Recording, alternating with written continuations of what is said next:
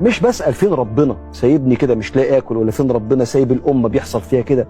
ده انا ببص بالله، يقول لك ينظر بنور الله، يعني ببص كده هو ربنا يحب مننا ايه؟ ما هي التصرفات اللي ربنا يرضى عنا فيها وسط المحنه والازمه؟ فيتحول من عقلي انت فين يا رب لأنا بيك يا رب في الازمه دي، ومش هعرف استقوى الا بلطفك جنبي يا رب. عيش المعاني دي واخرج من شتات الوحدة جوه الأزمة إلى يقين إحساس إنه معاك. السلام عليكم ورحمة الله وبركاته. تعالوا حبايبي، النهاردة معانا 200 جنيه. تعالوا أوريكم رحنا جبنا بيهم إيه وإيه الميزانية بتاعتنا. صلوا على النبي ووحدوا الله. إحنا جايبين النهاردة طماطم 2 كيلو طماطم عاملين 25 جنيه. جايبة 2 كيلو بطاطس عاملين 25 جنيه. بصل ب25 جنيه برضو 2 كيلو. برنجان الكيلو ب10 جنيه. ليمون ب10 جنيه. وجايبة حتة محشية حلوة كده كانت ب25 برضو بالخضرة بتاعتها، بس الفيديو سريع.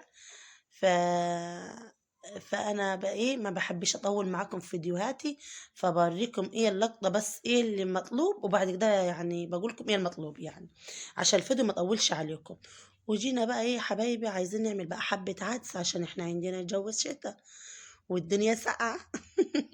فحبينا النهاردة نجيب ايه عدس معانا من السوق. جبنا نص كيلو عدس، حطينا عليهم بصلاية على طماطميتين على ايه قرن فلفل، ووطينا عليهم النار وغلوا. وبعد كده ضربتهم في الخلاط يا حبايبي وصفتهم زي ما انتم شايفين. صلاتكم على النبي، صلوا على النبي وحدوا الله. ما تنسونيش اللايك والاشتراك عشان القناة تكبر بيكم. بعد كده هنحط ايه عشان العدس ما يحماش على قلبنا كده ويعمل حموضة. نص معلقة سكر في العدس، مع معلقة كزبرة ناعمة، مع شوية شطة، على فصين توم مدجوجين. ده بعد ما اتضربوا، يعني احنا عايزين نعمل شوربة. يعني بعد ما ضربت في الخلاط بالخضار اللي انا كنت حاطه فيه، وبعد كده خليته يغلي بقى ايه مع نفسه، مع الحاجة اللي مع كمون مع فلفل اسمر مع كزبرة ناشفة يعني خشنة، مع معلقة توم. خليتهم بقى يغلوا ايه وياخدوا يدوا مع بعضهم كده في شكل ودي ويستوي حلو. وزودت لهم المية زي ما انتم شايفين. ماشي حبايبي، حبايبي واخواتي، ربنا يا رب يسعدكم ويسعد يومكم ويفرحكم يا حبايب قلبي يا رب. حتة تومة كده حلوة محترمة كده مدجوجة في الهون، مع التوابل بتاعتها برضو الكزبرة على الفلفل على الكمون، يتحمروا مع معلقتين سمنة حلوين. وطش ايه العدس. دي فتة عدس يا جماعة، بس عسل عسل عسل عسل زي ما انتوا شايفين. الوضع بيتحدث عن نفسه. تعالوا بقى معانا كده، جبنا برضه من السوق مع 200 جنيه. كل الأكلة بالخضار دي حبايبي 200 جنيه، وبيني وبينكم ربنا والله العظيم زي ما بكلمكم. الخضار اللي انتوا شفتوه في أول الفيديو مع نص كيلو العدس، مع العيش الناشف. جبت ب20 جنيه عيش مفقع ناشف كده عشان بيبقى مع الشوربة خطير.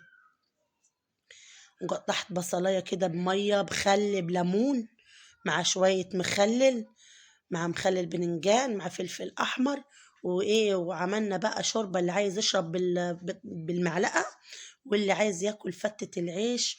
وكان ده غدانا وبألف هنا وشفا على قلوبنا، وربنا يفرحنا. وطول ما الواحد بيحمد ربنا على نعمته في بيته وفي حياته، الحاجة يا جماعة بتزيد والله ما بتخسش.